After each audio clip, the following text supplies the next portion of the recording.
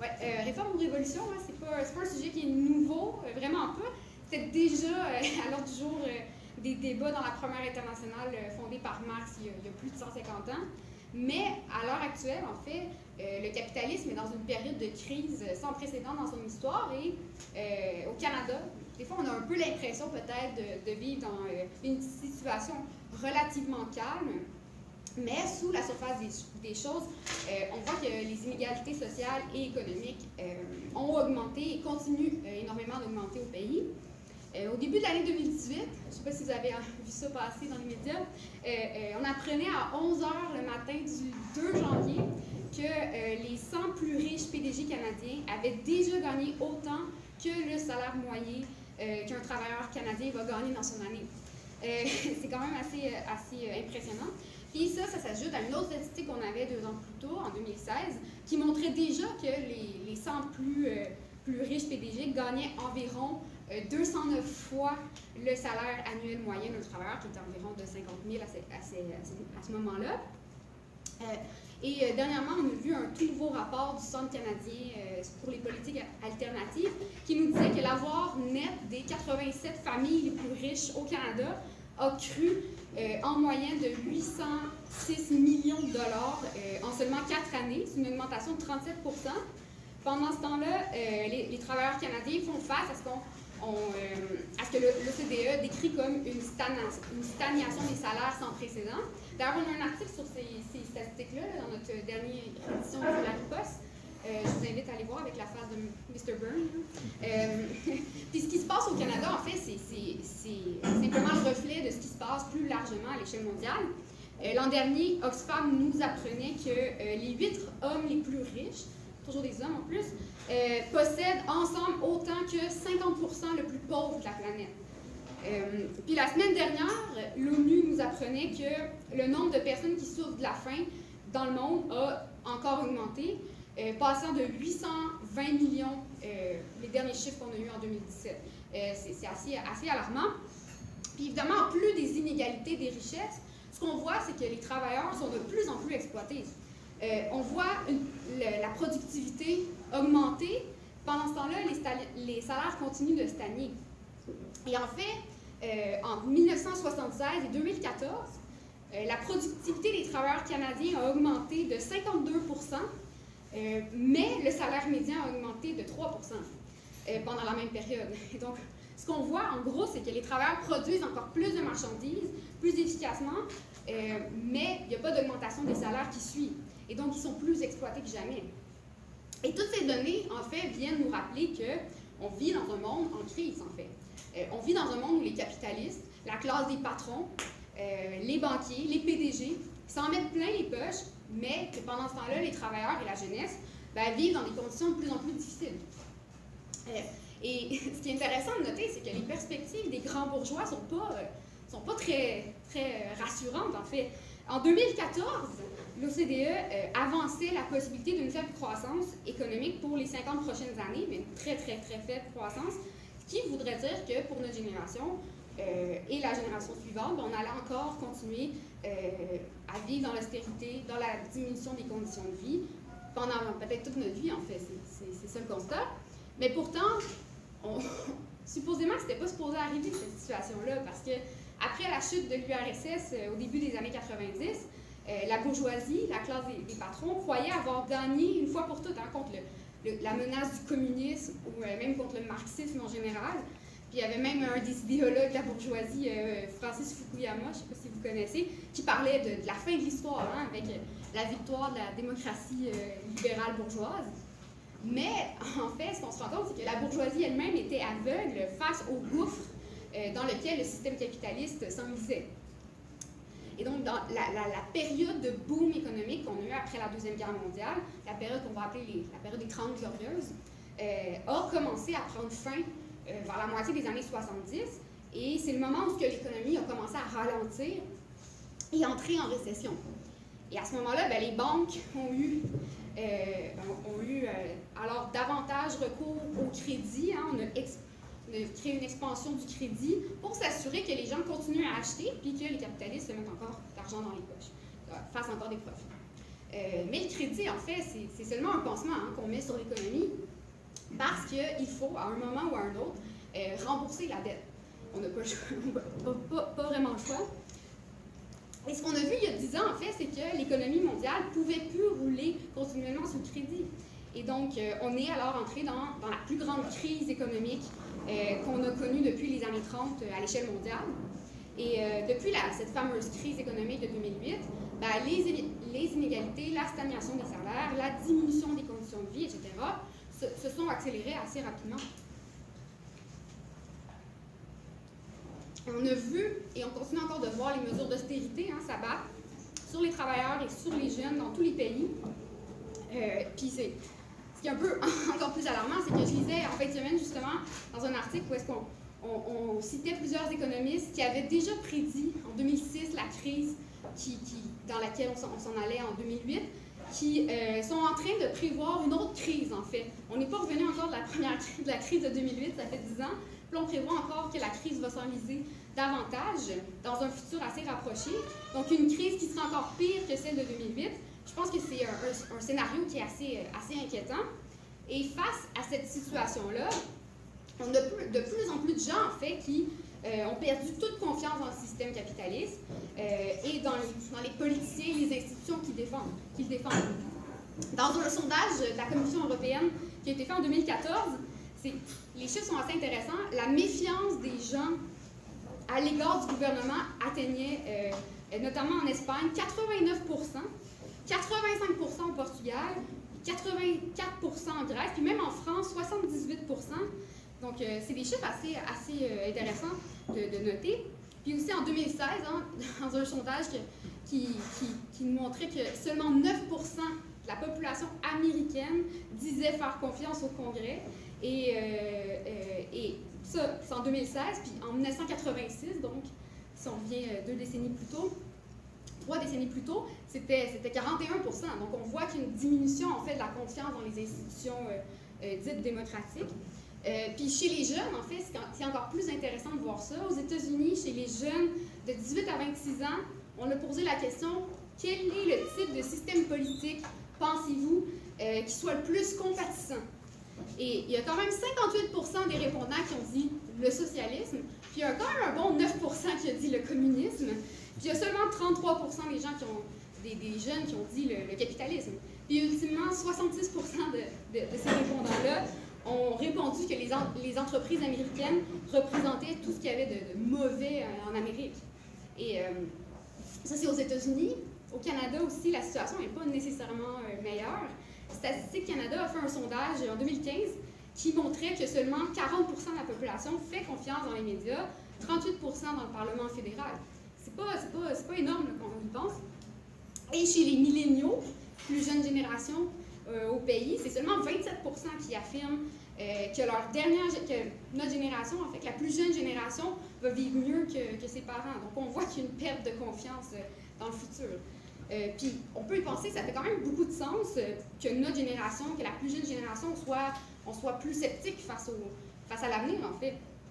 Parce que si on y prend le temps d'y penser, possiblement que pour la majorité d'entre nous, on n'a pas vécu grand-chose politiquement dans notre vie politique consciente que l'austérité, que les coupures, que la privatisation des services publics, que les guerres impérialistes aussi. On n'a pas eu on ne voit pas une société super en santé.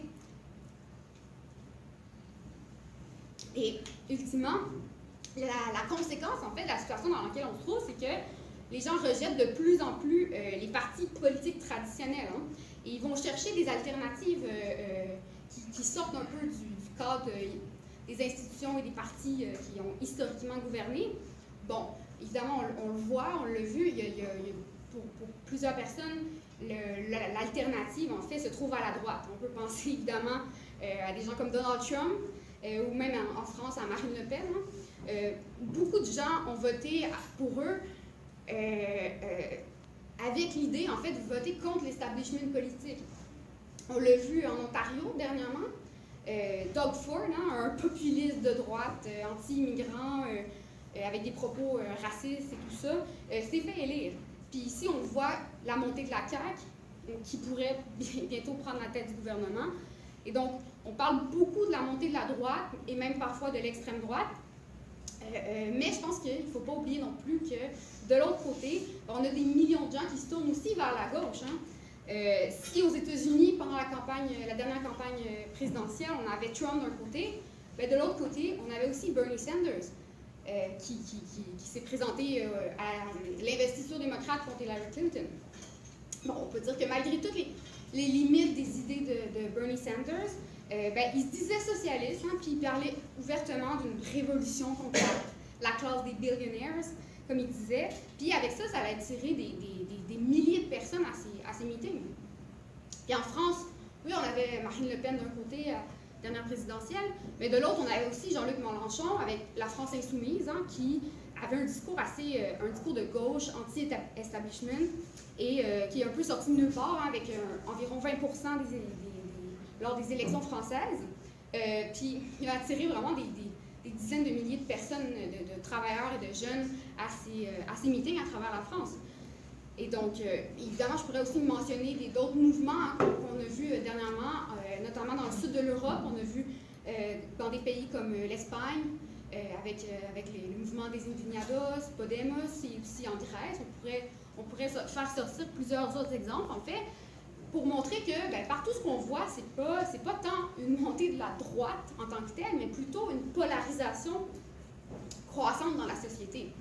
Et puis je pense qu'on peut aussi voir que c'est quand même assez enthousiasmant quand on voit partout dans le monde des gens qui rejettent les vieux partis, qui en ont marre du statu quo, qui veulent rompre avec le statu quo et qui cherchent une solution radicale au problème du capitalisme. Mais là, après, partant de là, on voit cette radicalisation-là, tout ça. La question qu'on peut se poser, puis c'est la question aussi qu'on se pose aujourd'hui, le titre de l'événement, c'est qu'est-ce qu'on fait?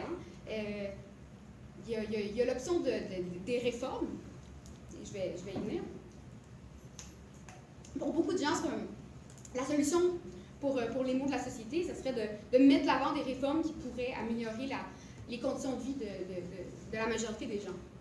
Ça passerait par exemple par un renversement des mesures d'austérité, par l'introduction des réformes comme la gratuité scolaire, comme l'arrêt, par exemple au Québec, des contre-réformes dans le milieu de la santé, etc. Puis, on pourrait payer ces réformes-là. En fait, l'idée, c'est qu'on pourrait payer ça en augmentant les impôts des entreprises, par exemple. Donc, l'idée, ça serait qu'on pourrait faire des réformes comme ça en restant dans la limite du capitalisme. Donc, ce que ça veut dire, c'est qu'on laisse les banquiers contrôler les banques, puis on laisse les patrons contrôler les entreprises. Ça, c'est une première variante. Une autre variante aussi du réformisme, c'est l'idée qu'on peut, à travers les réformes, petit peu par petit peu, graduellement, passer à une société socialiste, une société qui serait débarrassée du système capitaliste. Puis, en fait, ultimement, c'est l'idée qu'on n'aurait pas besoin d'une révolution pour changer radicalement la société. On pourrait progressivement nationaliser l'économie, progressivement augmenter le nombre de programmes sociaux, par exemple, et un jour, en arriver dans une économie où il n'y aurait plus du tout d'exploitation. Donc, ces idées-là, il faut comprendre, en fait, que ça ne sort pas de nulle part, en fait. Pour plusieurs, le réformisme, cette idée qu'on peut progressivement améliorer le niveau de vie des gens sous le capitalisme, semble avoir fonctionné par le passé. Puis ils ont quand même raison, en fait, parce que il faut le dire qu'entre la période de la fin de la Deuxième Guerre mondiale puis le milieu des années 70, il y a eu d'importantes réformes qui ont été implantées dans les pays d'Occident. Si on prend par exemple au Québec, ici, on a eu la création d'un réseau de santé gratuit, la création d'une éducation accessible pour tous, les cégeps, la création des cégeps notamment, la nationalisation de l'hydroélectricité, etc., etc. Puis je donne l'exemple du Québec, mais c'est dans plein de pays, en fait, notamment en Europe, on a vu d'énormes concessions qui ont été faites par les capitalistes à la classe des travailleurs et travailleuses. Puis, en fait, on aurait dit que pendant un temps, il y avait une espèce de paix sociale qui s'est installée et que le capitalisme avait enfin surmonté ces contradictions. Et donc, on avait réussi à mettre en place des réformes qui limitaient les problèmes du capitalisme. Et c'est pas pour rien qu'on a appelé la période d'à peu près 1945 à 1974 les 30 glorieuses. Mais ce qu'on doit s'interroger un peu, c'est pourquoi, en fait, ces réformes-là ont été rendues possibles. Il y a beaucoup de facteurs qu'on pourrait relever, mais évidemment, mon temps est limité comme d'habitude. Je vais en relever quelques-unes. D'abord, on peut mentionner que ces réformes-là ne sont pas arrivées de nulle part. Les travailleurs ont lutté pour les réformes, en fait. Il y a eu des mouvements massifs de la part des travailleurs dans la période d'après-guerre. On peut penser, par exemple, même au Québec, ici, les travailleurs ont lutté dans les années 60 pour le droit de grève, pour avoir un code du travail, pour augmenter le salaire minimum, etc. Donc, c'est des luttes qui ont été gagnées par la classe ouvrière. Et aussi, un autre facteur à l'époque, dans les pays du bloc de l'Ouest, comme on dirait, c'était la peur du communisme. Hein. On regardait l'URSS à l'époque, puis on voyait qu'ils réussissaient à donner un certain niveau de vie décent à la population, puis il fallait que les pays capitalistes montrent en fait qu'ils étaient capables de donner quelque chose eux aussi à leur population. Donc on ne voulait pas qu'il y ait des mouvements révolutionnaires qui émergent un peu partout. Donc ça c'est un autre élément, mais je pense que l'élément principal en fait qui explique la période des 30 Glorieuses et les réformes qui ont pu être mises de l'avant, c'est que c'était une période exceptionnelle dans l'histoire du capitalisme, c'était une période de boom économique, où est-ce qu'on l'économie a été en expansion sans précédent. Et avec la reconstruction de l'après-guerre, dans le fond, les capitalistes ont pu faire beaucoup de profits, beaucoup. Puis qu'est-ce qu'on fait avec ces profits-là? Ils ont été capables de donner des petites miettes aux travailleurs pour acheter la paix sociale, d'une certaine manière. Donc ça, c'est cette période-là. Mais qu'est-ce qu'on voit aujourd'hui, en fait? C'est qu'on voit qu'on est vraiment dans une situation complètement différente. On ne vit plus dans une période de croissance économique. On vit dans une période où les États sont endettés, où les pays capitalistes ou les capitalistes eux-mêmes, en fait, n'investissent plus vraiment beaucoup dans la production. Il y a de l'argent mort qui dort dans les coffres des banques. Puis pourquoi est-ce qu'on n'investit pas vraiment? La raison est quand même assez simple, c'est que le capitalisme est en crise, mais pourquoi on est en crise, en fait? C'est qu'il y a toujours la menace de ce qu'on appelle la surproduction. Qu'est-ce qu'on veut dire par là, la surproduction? Sous le capitalisme, c'est les travailleurs et les travailleuses qui travaillent puis qui produisent, mais c'est les capitalistes qui empochent les profits. Et donc, ces profits-là, ils ne viennent pas de nulle part. Hein? Vous devez vous en douter. Ils proviennent, en fait, du travail non payé aux travailleurs, en fait. Donc, c'est du travail qu'on vole et qui va dans la poche. Les produits de ce travail-là vont dans la poche des patrons. Et donc, si les capitalistes s'approprient une partie des fruits du travail des travailleurs, qu'est-ce que ça veut dire? Ça veut dire que l'ensemble des travailleurs, la classe ouvrière, n'est pas capable de racheter, en fait, tout ce qu'elle a produit. Et donc, qu'est-ce que ça produit? Un phénomène complètement absurde de surproduction. On est en crise économique parce qu'on a trop de produits. Il y a des gens qui meurent de faim, des gens qui n'ont pas de logement parce que l'économie a trop produit au-delà de ses limites. Et donc, ça amène à ce moment-là les différents gouvernements à tenter de diminuer les salaires, à couper dans les programmes sociaux, à diminuer les impôts des grandes entreprises parce qu'on veut séduire les grandes compagnies et les inciter à investir dans l'économie et à créer des jobs. Mais ultimement, pour les capitalistes, ils ne vont pas investir s'il n'y a pas de retour sur leur investissement. Hein. Si le marché est déjà saturé, si on a déjà trop de marchandises, ils ne vont pas se mettre à investir davantage. Donc, les gouvernements vont mettre en place des mesures d'austérité pour plaire d'une certaine manière aux capitalistes puis s'assurer qu'ils continuent à investir. Donc, ce qu'on voit, c'est que l'austérité, c'est pas un truc idéologique au sens où c'est pas juste on met quelqu'un en place au gouvernement puis qui décide d'implanter l'austérité comme si c'était une politique parmi tant d'autres. Ce qu'on voit, c'est que aujourd'hui, les capitalistes forcent les gouvernements à faire payer les frais de la crise aux travailleurs. Et donc, ça met des limites, en fait, sur les réformes que peuvent implanter, qu'on peut gagner sous le capitalisme. Puis ce qu'on voit quand il y a un gouvernement de gauche qui prend le pouvoir, qui se fait élire sous la promesse d'améliorer massivement les conditions de vie de la classe ouvrière, qui promettent en fait de mettre fin à l'austérité, ce qu'on voit, c'est que les capitalistes vont mettre toute la pression qu'ils peuvent sur le gouvernement pour qu'il abandonne son programme.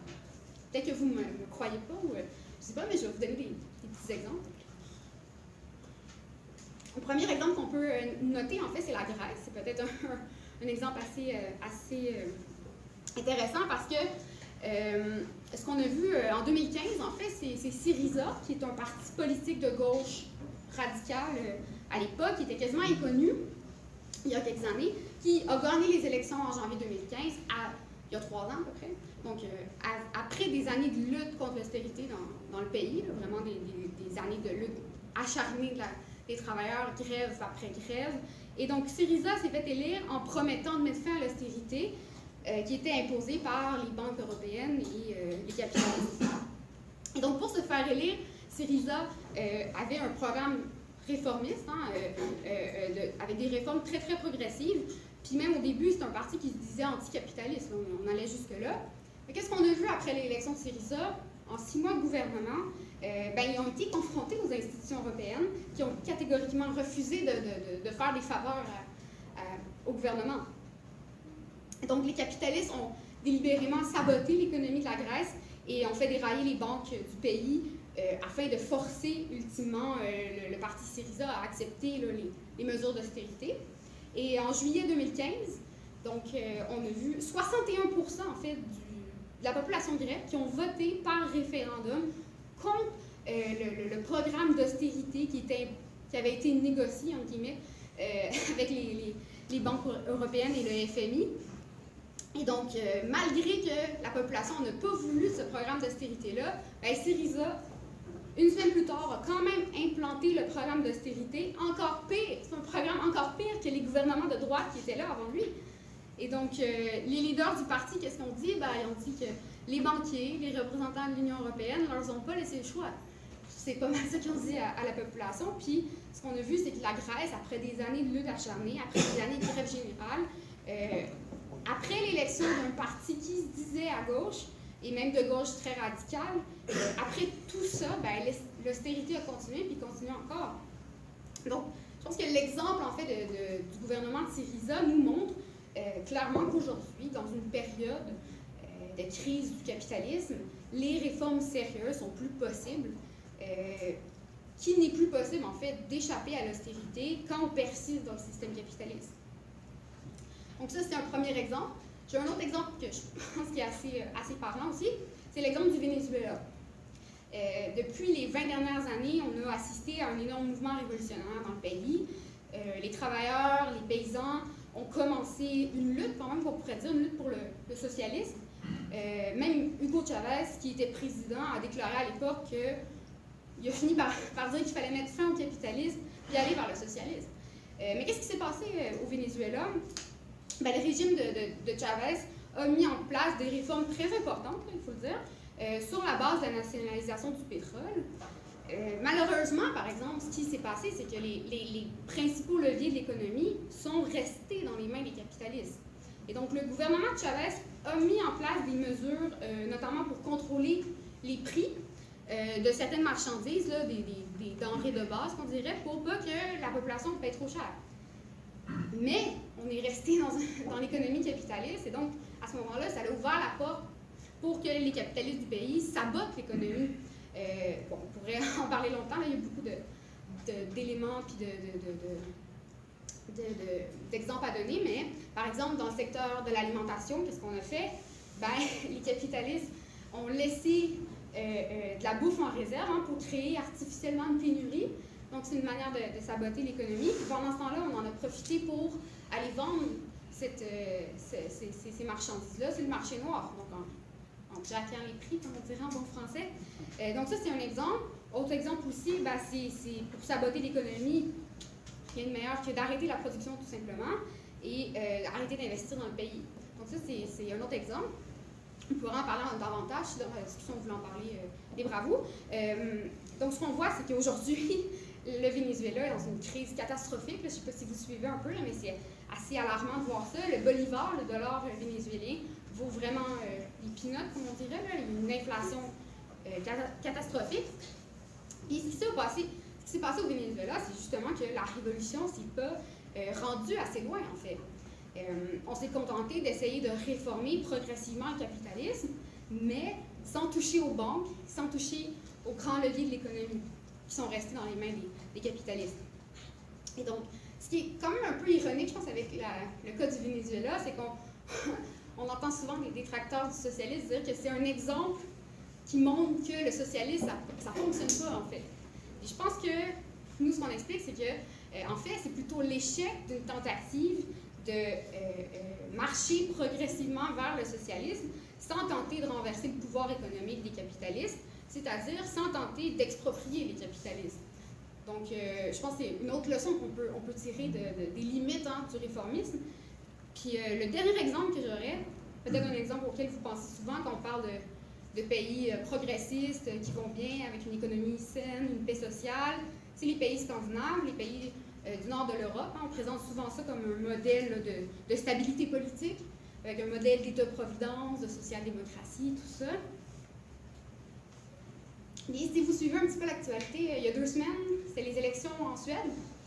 Là, il y a beaucoup d'analyses politiques qui ont commencé à s'alarmer un peu parce qu'on a vu la montée d'un parti d'extrême droite, droite extrême, qui essaie de diluer un peu son discours. C'est un peu ça la tactique aujourd'hui de l'extrême droite. Les démocrates de Suède qui ont monté un peu dans les sondages. Puis on peut se dire, oh mon Dieu, comment ça se fait, ce genre de situation-là, dans un pays aussi supposément progressiste comme la Suède? Mais ça fait juste écho à ce qu'on a vu aussi depuis plusieurs années. On a vu une montée du populisme identitaire, un discours anti-immigration, la montée en fait de formations de droite, pas juste en Suède, mais au Danemark, en Norvège, même en Finlande. Puis ça peut sembler incompréhensible à comprendre, mais il faut voir que c'est pas anodin du tout qu'on voit ça arriver dans les pays du nord de l'Europe, parce que si on creuse un peu, on se rend compte que ces pays sont passés à travers les mêmes processus en fait de coupure dans les services publics, les mêmes mesures d'austérité qu'on voit partout ailleurs. Puis la stabilité politique de ces pays avait été permise pendant la période des 30 Glorieuses, donc pendant la période de boom du capitalisme, mais depuis une trentaine d'années, ce qu'on voit, c'est un effritement du filet social. Ce qu'on voit, c'est les partis sociaux-démocrates qui se font élire, puis qui n'ont pas d'autre choix que de céder sous la pression économique et d'implanter des mesures d'austérité. Donc, ce qu'on voit dans les pays du nord de l'Europe, c'est un phénomène qui fait écho à tout ce qu'on voit dans le reste du monde. Et ça se reflète beaucoup dans l'impopularité des partis sociaux-démocrates dans ces pays-là. Et aujourd'hui, on voit aussi une polarisation croissante de ces sociétés.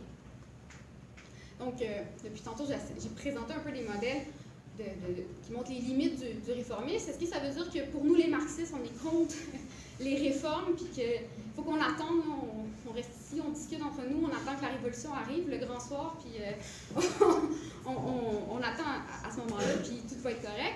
Évidemment, c'est sûr que c'est pas ça du tout notre approche.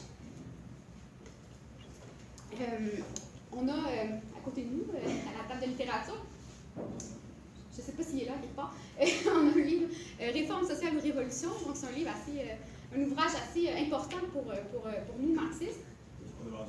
On a vendu, voyez-vous, c'est tellement un livre important qu'il est sold out. Et donc, mais on l'a en ligne quelque part, là, vous irez voir sur notre site.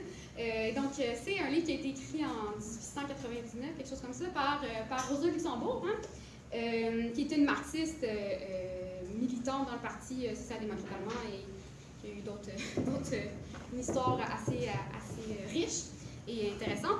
Et puis, dans le fond, dans son livre, en fait, qu'est-ce qu'elle fait? C'est qu'elle va s'attaquer aux idées d'un marxiste de l'époque qui s'appelle Edward Bernstein et qui, lui, expliquait comment qu'on pouvait arriver au socialisme à travers la lutte pour les réformes sans avoir à passer par une révolution. Puis Rosa Luxembourg va passer son ouvrage à critiquer Bernstein, va se moquer un peu de lui aussi, toujours très drôle. Donc, je recommande à tout le monde de lire ça là, attentivement, là, c'est très sérieux. Et d'ailleurs, notre prochaine école marxiste, Simon ne l'a peut-être pas mentionné parce qu'il est trop modeste, mais l'école marxiste, c'est un événement assez important.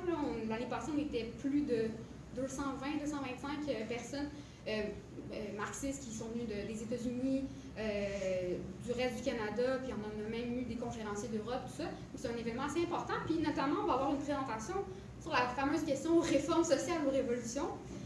Donc, si la présentation de ce soir vous a intéressé, je vous invite à aller vous inscrire. Donc, je fais ma petite plug en même temps. Et ce que Rosa Luxembourg nous montre dans ce livre-là, c'est que pour les socialistes, oui, il faut lutter de toutes nos forces pour toutes les réformes qui font avancer les conditions de vie de la classe ouvrière, de tous les travailleurs. Pour nous, c'est évident, mais en même temps, c'est pas un but en soi, c'est pas une finalité. Je vais m'expliquer. La lutte pour les améliorations sous le capitalisme sont super importantes parce qu'elles permettent vraiment aux travailleurs de prendre confiance en eux. Ça permet de prendre l'expérience dans la lutte, dans la lutte des classes. Et ultimement, ça permet de se préparer pour lutter vraiment contre le système capitaliste en lui-même. Ça permet de s'organiser. Quand on voit des travailleurs sur une ligne de piquetage, ils n'ont pas le choix de s'organiser s'ils veulent que ça fonctionne. Puis ça permet de prendre conscience justement de notre force, tout le monde ensemble, qu'on peut se mobiliser, on peut voir qu'est-ce qu'on est capable de faire. Ça permet de forger l'unité, la solidarité. C'est super éducatif, la lutte pour les réformes. Peut-être qu'un bon exemple qu'on peut penser, je ne sais pas si je commence à être un peu vieille, là, fait que, moi j'ai connu la grève de 2012, fait que je ne sais pas si c'est le cas pour tout le monde ici, peut-être pas. Puis qu'est-ce qu'on a vu pour beaucoup de gens, en tout cas de mon expérience? On a commencé à lutter contre la hausse des frais de scolarité, puis qu'est-ce qu'on a vu soudainement? Au bas, et là, on commençait à brasser des choses, puis on a vu c'est quoi la répression policière. On a vu c'est quoi quand le gouvernement décide qu'il va sortir la fameuse loi contre nous. On a vu que les médias n'étaient pas du tout de notre côté. Donc on a appris beaucoup de choses, puis je sais que pour beaucoup de gens, ça a permis vraiment de se radicaliser. En tout cas, personnellement, je suis vraiment devenue marxiste après ça, notamment. Donc, je pense que ça montre que l'expérience de la lutte combative pour les réformes, ou dans ce cas-là, c'était une lutte contre des mesures régressives, ça sert vraiment à nous radicaliser et à nous éduquer. Mais aussi, ce qu'on voit sous le capitalisme, c'est que les réformes sont très limitées. Ce que les capitalistes vont donner d'un côté, ils vont toujours trouver une façon de le reprendre de l'autre. C'est quelque chose qu'on a vu récemment en Ontario, notamment la réforme pour augmenter le salaire minimum, faire passer à, je pense c'est 11 et quelque chose à 14 de l'heure, le 1er janvier 2018. Qu'est-ce qu'on a vu tout de suite? Immédiatement, quand c'est entré en action, il y a un Tim Hortons en Ontario qui a envoyé une lettre à tous ses employés en leur disant au salaire minimum, il va falloir maintenant que vous vous coupez la ceinture, donc vos temps de pause, ils ne vont pas être payés, puis on va couper un peu dans vos avantages sociaux. Puis il y avait un travailleur qui a comme calculé que ultimement, la hausse du salaire minimum, ça faisait qu'à la fin de la semaine, il y avait encore moins d'argent dans ses poches. Donc, ce qu'on voit, je pense, ça l'illustre que présentement, l'économie ne nous appartient pas, puis les capitalistes sont en contrôle, puis ils vont toujours trouver des moyens de contourner les réformes ou de s'arranger pour préserver leurs profits d'une certaine manière, puis que les travailleurs finissent par payer la note. Puis ça montre qu'on ne peut pas contrôler ce qu'on ne possède pas. Et donc, si on permet aux capitalistes de maintenir la propriété privée des moyens de production, la propriété privée des industries, de la machinerie, la propriété privée des banques aussi, on les laisse décider. Puis ultimement, ce que l'expérience nous montre, c'est que les capitalistes ne vont pas se laisser faire. Non seulement ça, mais ce qu'on voit aussi quand on regarde vraiment les mouvements sociaux des 100 dernières années, c'est que bien souvent, c'est les luttes révolutionnaires qui finissent par forcer les gouvernements à plier puis à concéder des réformes. Et donc, pour nous, comme marxistes, en fait, on va lutter tant qu'on peut pour toutes les réformes aujourd'hui, mais en gardant en tête la perspective d'une révolution. Et donc, à la RPA socialiste, on considère qu'on doit lutter pour une société qui va être vraiment débarrassée du pouvoir d'une clique non élue, il ne faut pas l'oublier, de capitalistes qui peuvent, avec leur pouvoir économique, leur richesse, imposer leur volonté aux différents gouvernements et limiter toutes les réformes qu'on voudrait bien faire. Donc, nous, ce qu'on présente comme perspective, c'est qu'il faut lutter pour une société socialiste. Mais bien sûr, on ne peut pas aller directement passer d'une société capitaliste en ce moment au socialisme. Si j'ai essayé de présenter que la voie des réformes, ce n'est pas la bonne perspective, c'est donc il reste la voie la révolution. C'est quoi une révolution? C'est un mot qui veut dire tout et n'importe quoi. Trotsky, que vous connaissez peut-être, grand marxiste russe, dans son livre sur l'histoire de la révolution russe, justement, il expliquait qu'une révolution, au fond, c'est l'intervention directe des masses dans la scène de l'histoire. Donc, la plupart du temps, la majorité d'entre nous, on participe pas vraiment à la politique. On va voter aux 4 ans, comme en ce moment. on subit ça un peu. Parfois, même souvent, on va voter un peu de manière cynique, en se disant que c'est du pareil au même, ça change rien qui va changer. Mais après ça, on retourne sur nos lieux de travail, puis c'est encore les patrons qui contrôlent, puis on n'a pas notre mot à dire. Et donc, dans une révolution, par exemple, c'est vraiment l'opposé qui se passe. C'est le moment où les travailleurs et la jeunesse s'emparent de la vie politique et veulent avoir le contrôle, ils commencent à exercer un contrôle sur leurs conditions de travail puis sur leurs conditions de vie. Et on voit ça dans la plupart des mouvements de masse du 21e siècle, mais aussi beaucoup au 20e siècle, que dans les débuts de révolution, dans les mouvements révolutionnaires, ben, les travailleurs commencent vraiment à prendre le contrôle puis s'attaquer à la toute-puissance des patrons. Puis c'est ce qu'il nous faut en fait. Il nous faut un vrai mouvement de masse, qui puisse, une révolution en fait, qui puisse commencer par rompre avec le capitalisme.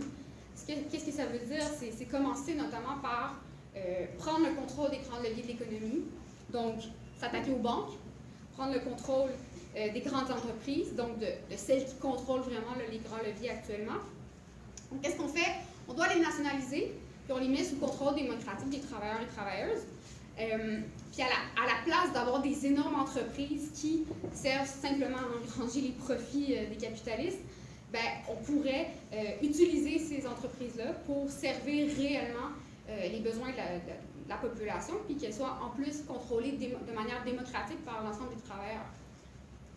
Puis ça, en fait, ça pourrait être les premiers pas d'une réelle transformation socialiste de la société.